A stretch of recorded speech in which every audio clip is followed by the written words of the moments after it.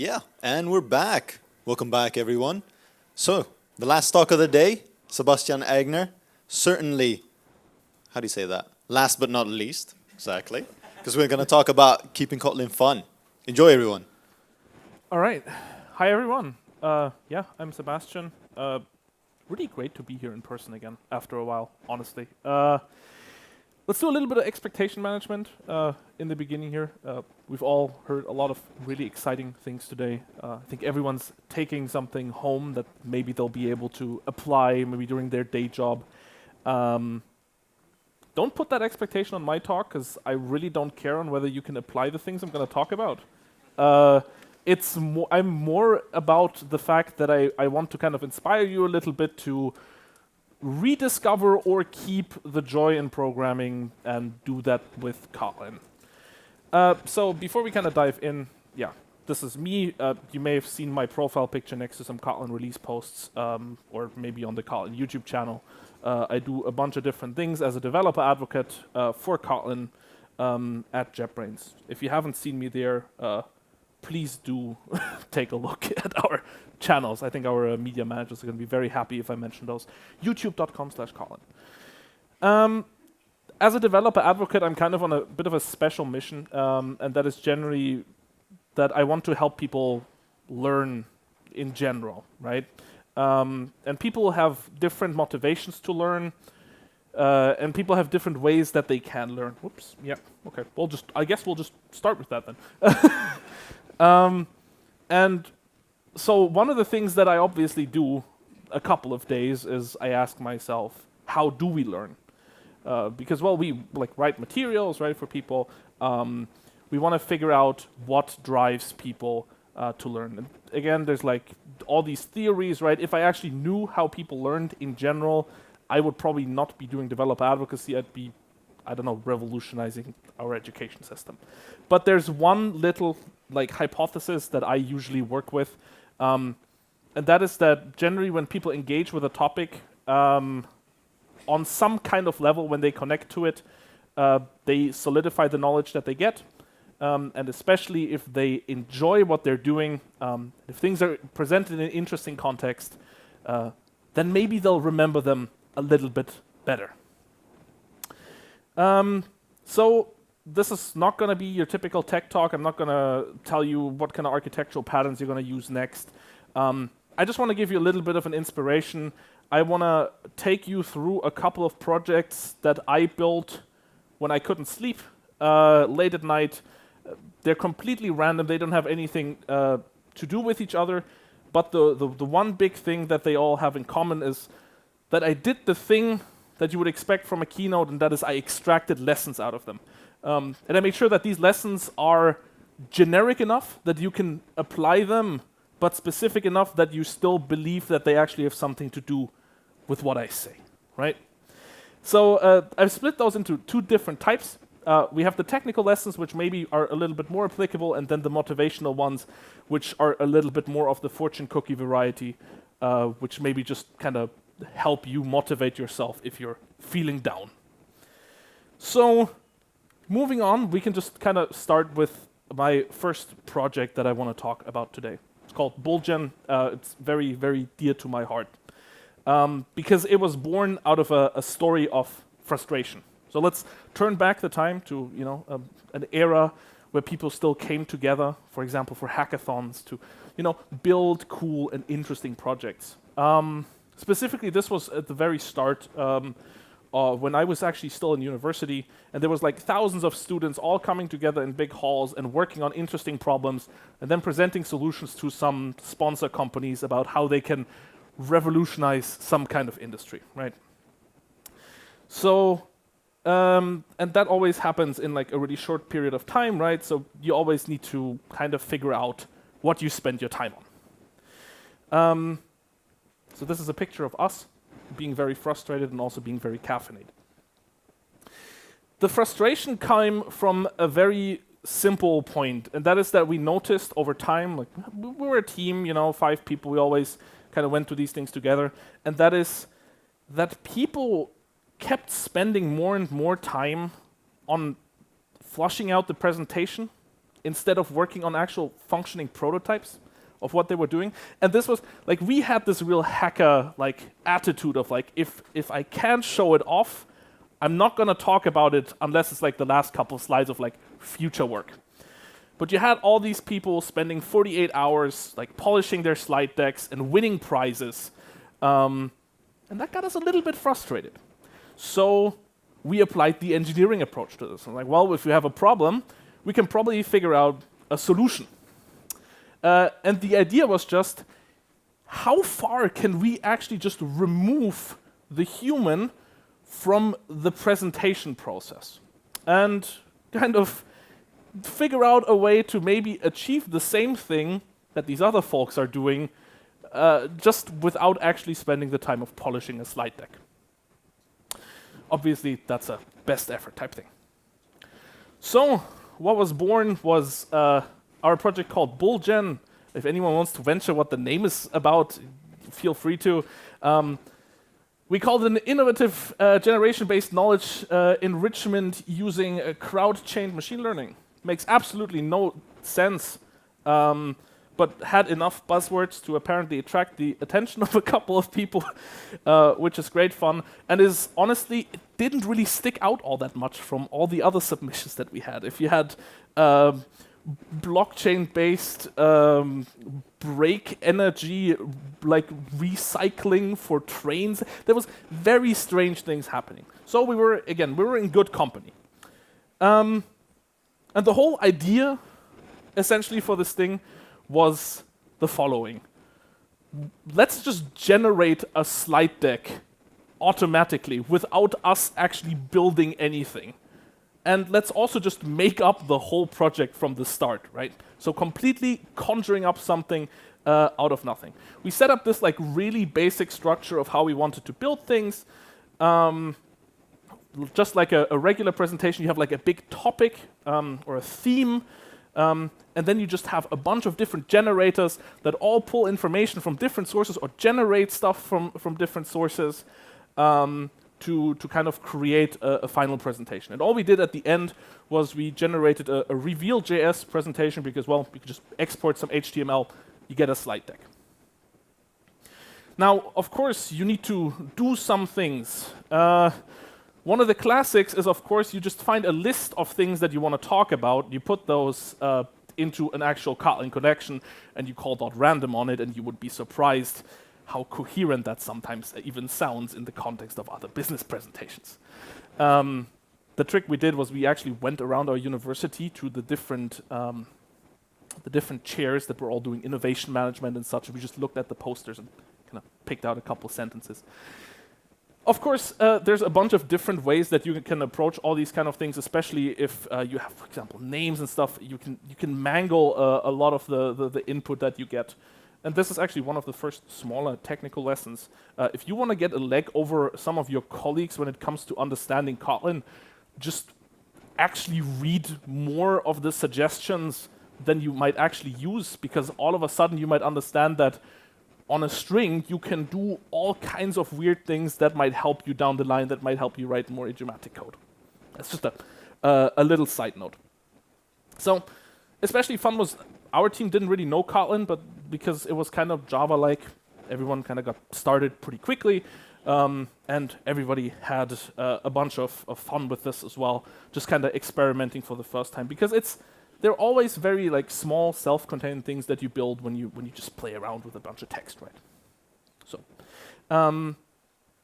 we did want to step it up a little bit, and one of our colleagues who was a data scientist actually suggested using Markov chains, right? So if you're not familiar with Markov chains, at least in the context that we were using them, they're essentially like a machine learning light where you give it like a corpus of words, and then it can generate words that kind of sound similar to that. There's a library called Markov NameGen, which I believe is implemented in Haxe, but there's also an implementation for the same thing in Kotlin, and it can do a lot of like just fun things. So, for example, here it is fed with cooking utensils, with a corpus of cooking utensils, and then it just dreams up new utensils, right? So. you have a blowtor or a measure rinder or a chin opener. That doesn't sound too good. Yeah, so it can just generate these kind of things. And then when you just kind of put all of this together, you end up with like a really cheap way to just generate some kind of slide decks. And you'll find that these things, if you think about them, they make scarily a lot of sense. So we just had show text. That's an amalgamation of the top 100 startups we had on Crunchbase, fed through that generator. Then we just pick three different topics. So we have general merchandise stores, platforms, and e-markets, which will then be fed as like an input to all the other generators that follow afterwards. And then you go through the slides. So we have an initial motivation slide, which again, it picks up one of the topics. We're going to be disrupting general merchandise stores. And then it picks out different topics, right? Because the general merchandise store industry is really struggling with organically grown complexity. Yeah, that sounds about right. And too many middlemen. Who doesn't have that problem? We also introduced fun little clip art in there, so that you always have a couple of graphics in there. Never too fancy, just so that it's really believable. Again, this isn't GPT-3 or nothing. That's literally just a template, like a string template, but it still worked well enough.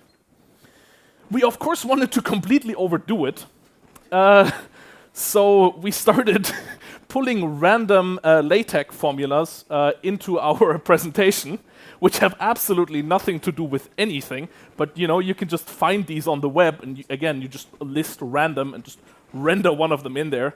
And when someone's standing on the stage and they're talking with a lot of passion, you'll find that people, they're not going to read, you're not reading this right now.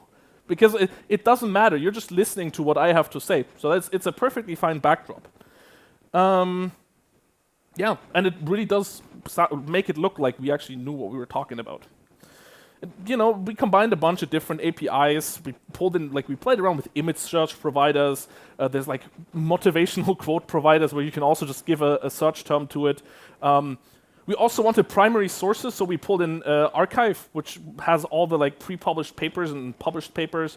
We had a general opinion section, which pulled in the Twitter API, and essentially we just browsed a bunch of awesome lists. So, for example, there's the public API lists on GitHub, and you can just find a bunch of really cool sources for doing this kind of thing. So, to actually dive a little bit deeper into how you then actually do this in Kotlin, because when we want to take away a little bit of a technical lesson, we combined what I call the trio, the triple dream team, whatever you want to call it, and that is Ktor, coroutines, and Kotlin X serialization. Hey, they all start with K. That's anyway. So we have in this example, you can see how you can get a fully type-safe way of pulling something from an external API, right? In the first 3 lines, all you're doing is you're instantiating a new HTTP client and tell it to use Kotlin X serialization, which is a reflectionless serialization library for Kotlin. Then you just define a DTO, some kind of data model, annotated with @serializable, and then you use the client.get extension function with a generic parameter paper, and you'll have your API kind of ready. And as you can see, that's a suspend function, so that integrates nicely with everything you've seen today about coroutines. So, and again, by the way, note that I really love this. You can look at this code, and it's actually readable from a size-wise. And a lot of other languages have the problem that you need to either split it or you need to omit things. Here, you can just put it on a slide. Kotlin is kind of concise. And at the end of the day, that generates a suggested reading slide.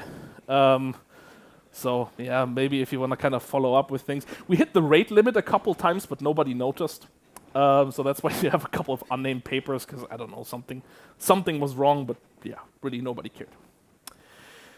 Now here's the central question. How do you present a project like this? Well, I mean, obviously there's only one way, right? It's you generate a presentation, and you go in front of the crowd, and you play PowerPoint karaoke. and you present your project that doesn't exist.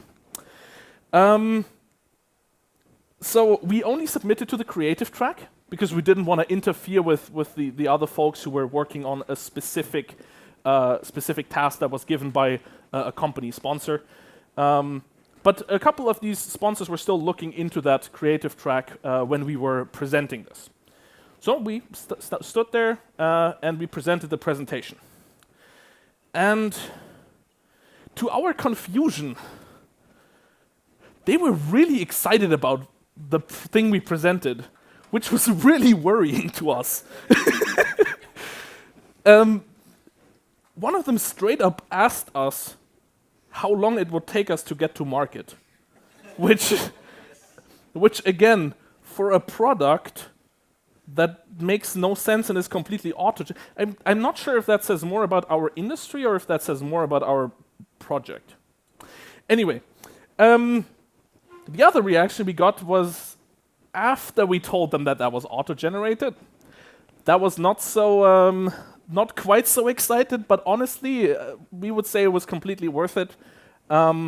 We briefly contemplated, before going off stage, telling them, later today you're going to see one more presentation that's generated using our algorithm, see if you can spot it. But we didn't want to do that to another team, because I feel like that would have been maybe a little bit too mean. Yeah. Okay, so from that project we can take a couple of lessons, maybe. The technical lesson is just try some new stuff. Use a couple of APIs that maybe you haven't even used before. There's so many data sets out there that you can just do like exciting stuff with, that it's really worth just kind of having a look at it. If you have someone on your team who has a background in a specific field who can teach you something about a new algorithm, about a new approach, about a new way of modeling things, try to absorb that knowledge because it might help you the next time. And vice versa, take the time and actually teach others. Again, we had people learning Kotlin for the first time during that hackathon. We still managed to be productive. So might be something exciting as well.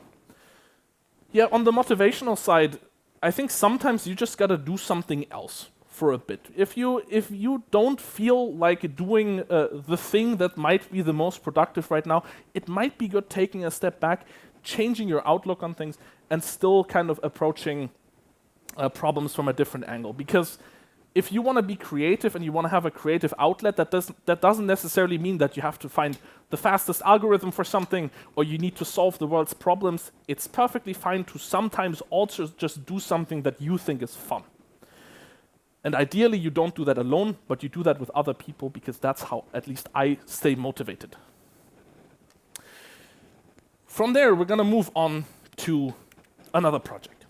And this one's going to be Titular and CodeQuiz. So this is going to be two projects that, again, I just kind of built at some point during the last couple of years, essentially because, well, we used to have this kind of board game round with a couple of folks, and well, you know, the whole pandemic hit and stuff, and we wanted to continue playing something online.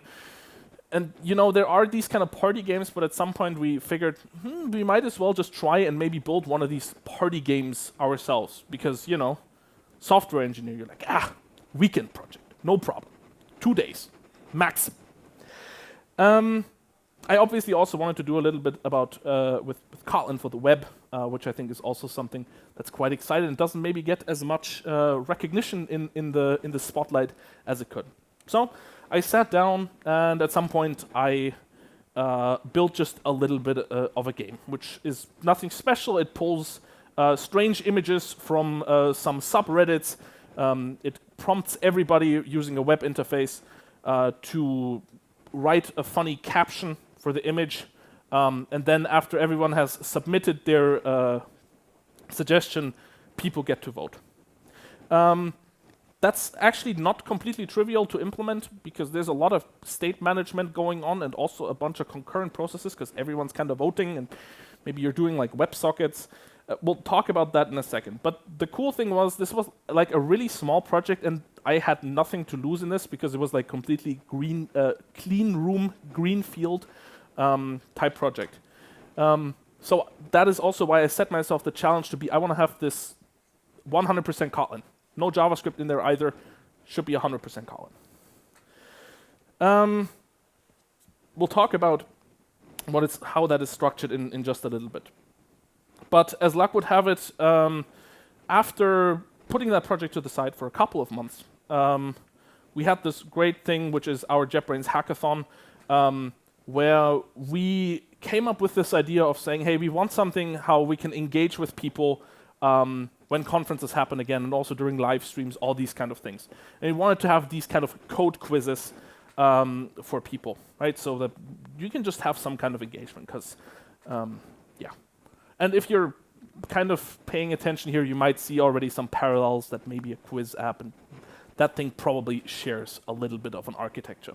So the result of our hackathon back then was CodeQuiz, which really is just this trivial thing where you can present a snippet of code, which is also a runnable code block, and then people can dial in using their phones and submit their answers, and then at the end of like a 20 question segment, you get a leaderboard of the best people, and you can hand out some prizes.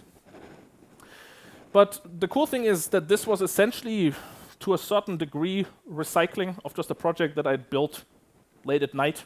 So while we completely rebuilt it from scratch, I already at least had an idea of how I wanted to architect everything. And the architecture for this wasn't exactly crazy. You did have, but it was completely Kotlin. So you did have a game server that was completely written in Kotlin JVM together with Ktor, which did the whole state management. Then you had a game client, which was written in Kotlin JS using the Kotlin React framework. We'll look at a little snippet about that in a second as well. And then we'll essentially just have one big cable, which is a WebSocket, and over that we just exchange game messages, which have certain different types. So you just have a start game event, vote, join lobby, send question, all these kind of things. And yeah, so you just kind of communicate all of this. And the way that this is implemented, again, I'm a Ktor fan. That's also the framework we built, so I might be a little bit biased. But one of the great things is that, for example, WebSockets, which are kind of like for real-time communication, mesh really nicely with the idea of coroutines. Because as you can see here, so in this example, I'm opening a WebSocket, and this is just a very simple echo server, which just iterates over that socket using a for loop. And for every incoming frame, it just sends back the same frame with like you said. And this just, so that just halts, that just suspends after each iteration. But again, you kind of write code that looks sequential, even though you can react on events that literally come from an external source. And again, I think it's just so cool that this is like 10 lines of code. And then, of course, the fun part is because Ktor is not just a server framework, but it's also a client framework. You have an API that looks pretty much exactly the same on the client. So once again, you can just have, you can just instantiate a client here, and you can once again just use a for loop to iterate over things and exchange or change your state, for example, automatically. And of course, then you want to connect this somehow to UI paradigms that are kind of modern and declarative. And for that, we picked React. So there's a small snippet here for the React DSL for Kotlin, which defines a functional component which doesn't take a couple of props. But if you've done React in TypeScript, for example, this snippet might look very similar, except for the fact that button uses the weird curly braces. That's because that's a DSL, one of them that we've already seen this morning, and one of them that we'll see a little bit later as well. But the cool thing is, again, so this is code that I can compile to JavaScript and that can run in your browser, but it just looks like the code that you can already write. Like, nothing about this is special.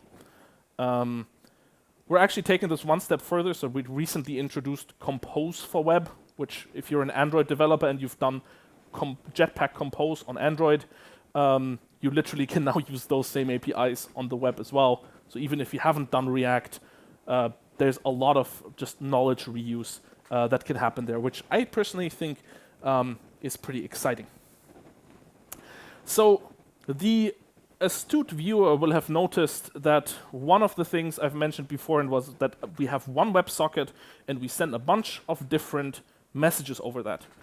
And that's actually not that trivial of a problem generally because you're introducing something that is essentially polymorphic serialization, right? You have a whole tree of objects and you want to serialize them somehow and then make sure that on the other side you actually deserialize them into the correct subtype again. And that is something that you will literally find me talk about. I somehow managed to put this into every single one of my presentations. No matter the topic, I somehow always end up with Kotlin X serialization and polymorphic serialization because I think it's the coolest feature ever. Because Kotlin X serialization can just do this. You can just mark a sealed class as serializable, and you can mark the subclasses as serializable, and that just works. There's no hidden like when statements that you need to do, or you don't need to have some kind of weird string tags that you need to manually manage. That just works, and that especially works well if both your client and your server are both in Kotlin, because then they literally use the same serialization schema. And that just, it still to this day blows my mind. It's just, I just like that. The way it does that, by the way, is not all that crazy. It literally just adds a type field to your serialized properties. But again, when you have, when both your client and your server use the exact same serialization library, it's really easy to just kind of keep everything in sync and put a whole object hierarchy over a single socket forwards and backwards, and it just works out of the box, which I think is really, really cool. Yeah, there's a really good article actually on the documentation for this as well. And they really also talk about the thing which usually people ask after this, which is, but isn't this a security issue? Because everyone always says that generally that's kind of problematic. But the folks behind this who are smarter and have spent more time on this than me actually discuss very nicely in this article why polymorphic serialization, or the way that Kotlin implements it, is not an issue. Kind of summarizing, I would say that having this multi-platform approach of like literally saying we'll write code for the server side, we'll write code for the browser, we'll reuse the same libraries and the same data models, was really instrumental for us to actually get something out of the door in like 48 hours. And I would really say that Kotlin was just, it was a lucky pick here, and I don't really say that because I'm a Kotlin developer advocate. It just really happened to be something that really empowered us in this context. Yeah, again, the one big thing I think that is interesting here is, first of all, if you already have competence in Kotlin, this allows you to bring your whole knowledge like through the whole stack. Like people can develop a feature from beginning to end, including the web interface, essentially from scratch, all in the same language. And that also kind of allowed us to really build things quickly. And again, after merging things, if you're like two hours out from a deadline, it's really nice to know that the compiler makes sure that your data model on the server and the client are the same thing, and you're not going to stand on stage and things are going to explode. If you've been to KotlinConf, you actually have seen this in practice. That's one of that's the project that we've built for KotlinConf 2019. So yeah, Anton Kix, who does the Kotlin Puzzlers talk, used CodeQuiz. And we also raffled off a bunch of stuff during the actual conference, much to the happiness of all the visitors. We had a great turnout. Did I think that the stuff that I did beforehand would have really kind of blown up like this? No, like I didn't build this so that it would be used by 100 people. It just happened to, and it was just kind of exciting. So the technical lesson is, if you haven't checked it out yet, give Kotlin multi-platform a try. You might find it actually kind of exciting and new. It's a fun little toy. Including new libraries. If you haven't done Ktor or Ktor clients, might be worth checking out. If you haven't done Kotlin X serialization, there's a lot of power waiting there for you to be unlocked as well. On the motivational side, I think it's really good if you take the things you build and you also put them out there, because you might benefit from that, but your colleagues also might. So if you have something that's fun, build it, share it, have fun with it. All right, next project's gonna be nice and colorful. We're gonna talk about Twimoji, amazing. So I'm not sure if you've seen it during the slide deck, but there's a lot of emojis in my slides. That's just the way that I do illustrations, because I don't really have an alternative. They just work really well for this. I use Twitter's Twimojis because these are Creative Commons licensed. I'm sure this counts as attribution, by the way. Yeah, but they also just have this nice, this basic vector style. The only problem is that I also wanted to use these during web development, and there wasn't really a good way to implement or to use these kind of emojis in your web development. All the libraries they had were kind of outdated, so, well, what does one do? One builds a library. In this case, it was just a very simple generator that generates like 3,000 CSS classes based on the SVG files that Twimoji provides you. And honestly, if you think about that, that's a trivial task. You just have some kind of human-readable names that somehow map to Unicode code points, and then all you do is, well, you see if that Unicode symbol has a Twimoji reference, and you filter all that, and then you just generate something from a template, and you get a big text file. It's really like, it's like 3 operations. But this is one of those situations where, again, if it's a side project, you can absolutely over-engineer this, or you can look at this very hard and figure out the fact that, this is actually quite inefficient because you're downloading a lot of SVG files here.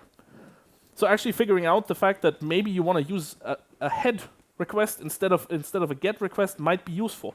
And I've actually not seen so many people really make use of some of the other verbs that we have out there, especially head seems to sometimes be a little bit outside of the spotlight. Again, this is it's a static generator that runs once every few months. So it doesn't matter whether it runs for 3 minutes or 3 seconds, but it's bragging rights, so I'm gonna do it this way. What's actually more interesting about all of this is that, well, with emojis, you're suddenly starting to work with Unicode. And if you've ever done this, you probably know where I'm going next with this. Because this is where things are starting to get really funky. So this is one emoji, this encoding. But this encoding is actually, if you look closely at the Unicode code points, it's 4 emojis joined together with what's called a zero-width joiner. So the emoji that this actually represents is this family emoji.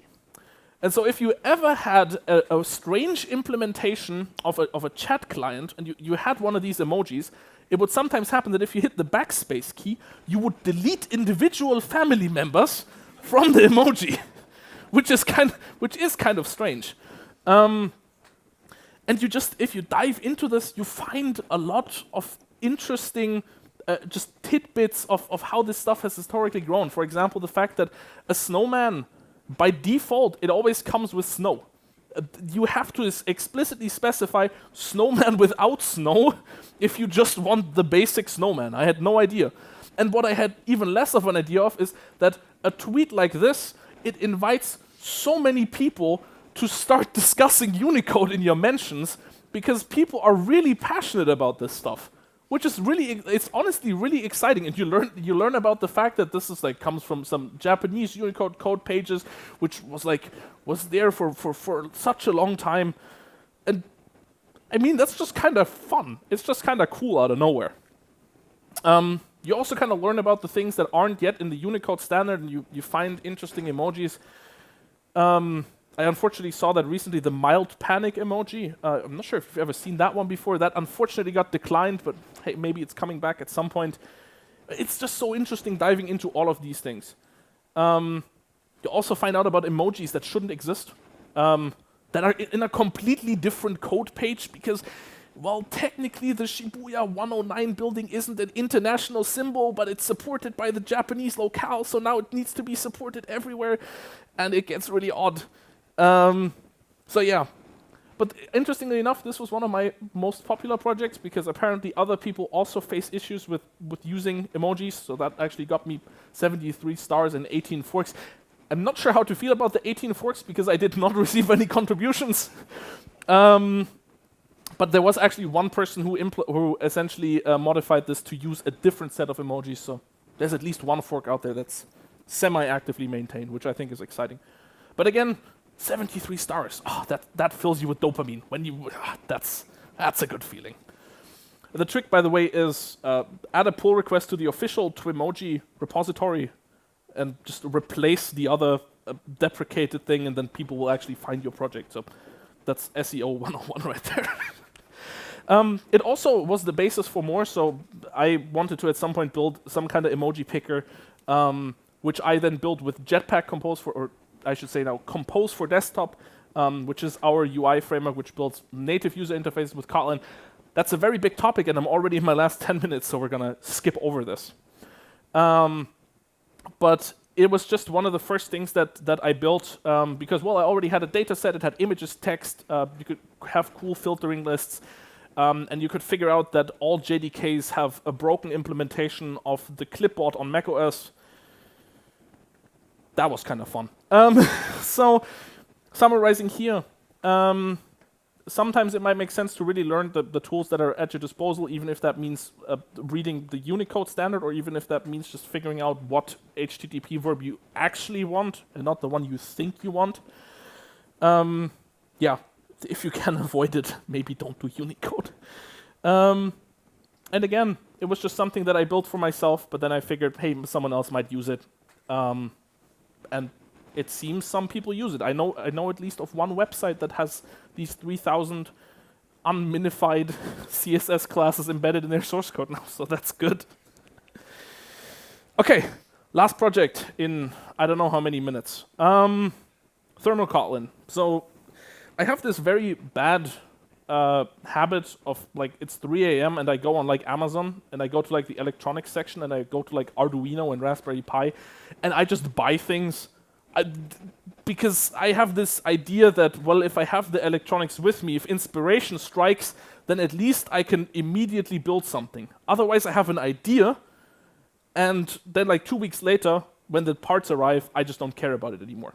So one of the things that I built was this little Internet of Things printer, which essentially, well, it's like a receipt printer, and that prints out images. And there's a lot of like takeaways and learnings that you can have there, which I unfortunately can't go into due to time constraints. One of the most interesting parts, however, is the idea of dithering, which is you have a grayscale or a colored image, but you have an output that has to be literally just black or white images, not grayscale. Because, well, you can either have a dot or you can have no dot. There's a bunch of different algorithms that can all help you do this. They all look different. And this was just a really cool situation where it, once again, you could kind of show off how in Kotlin you can take the example code that they have on Wikipedia and you can like translate that almost one by one and not really expand on the length of it. And you just learn this magic spell and all of a sudden you can turn an image into a black and white representation and you can see it come out of the printer on your desktop, which I think is really, really exciting. One of the other things was this thing supported rich text. So of course, at the very least, after this day today, your natural reaction should be, we should build a DSL for this, right? And we actually have one of the big DSLs that Nicolas failed to mention is our HTML DSL, which looks a little bit like this. Again, it's nothing really crazy. But the whole idea was, well, maybe we want to have something similar for our thermal printer so that we can also use rich text nicely from Kotlin. So this is just kind of the stand-in of like, well, you probably have some kind of control sequences and you need to do a bunch of things. But once you've kind of realized, again, this general structure, it becomes much easier to actually emulate what's going on if you kind of look at the code and try to understand what parts are what kind of Kotlin constructs, right? Because you do have this code, and I love turning on the inlay hints because then you get the idea that, once again, this is nothing more than a fancy builder pattern, where you have some kind of rich text objects, and then you kind of compose those together using those lambdas with receivers that we've seen beforehand. You can actually use lambdas like I did here, just don't do it because mind the Unicode. Just stay with ASCII. But yeah, you can write out the whole implementation here. We can kick out this one so you can actually read it because that was just a duplication. But again, you've already seen this today. You end up with a situation where you have a string builder. You have some kind of function to append actual text. You have other functions that allow you to kind of stack multiple of these lambdas inside each other, which is, in this case, for example, the bold function, which takes another rich text builder. And then you just have one kind of entry point, which is your rich text function that just builds all the children and then turns that thing into a string. So I really just kind of came up with this idea at that time because I understood the implementation using Kotlin X HTML. But just kind of combining different things and seeing how they fit together is kind of always really a payoff. It might take a little while until it actually clicks, but when it does, I think it's really worth it. If tech toys and like little trinkets help you learn and help you stay motivated, then I would argue they are a great investment. I certainly won't stop buying them, and I will keep building strange little things at night, even if it means running a JavaScript interpreter on like a little thing. I don't know. We'll see what comes next. So just use that late night shopping impulse for good. All right, that was pretty much everything. I'm almost out of time, so I'm gonna wrap up with just a couple of points, and I'm just gonna read these out because essentially, if you work on strange problems, that means you probably make more creative solutions where you can reuse. You can always make mistakes. That's a part of learning. You can make bad decisions, but make them on a small scale and in a self-contained context. Make sure you do everything you can to keep having fun, because things are exhausting and you might want to do something else, but if you stick with it, it might pay off. Really build things that don't matter, because sometimes just questioning things means learning. Alan J. Perlis, one of the big computer scientists and winner of the Turing Prize, also said it's really important that we keep fun in computing, and that's something that only you can do for yourself. So embrace your ideas, make sure you solidify your knowledge by engaging with it, and remember all the things and enjoy them. That's it. Thank you so much.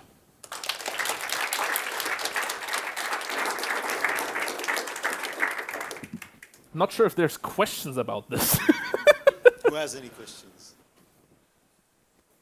No questions? Sounds good. You all deserve a beer now. Exactly. They'll probably ask you some on the way in a bit. So yeah, thanks for sticking with us, guys. This has been the Kotlin Dev Day. For the audience here, there will be snacks and some beer behind you. However, we will have to kick you out at 6 due to regulations. It will be a kick with love, though. So sorry about that. You've been an amazing crowd.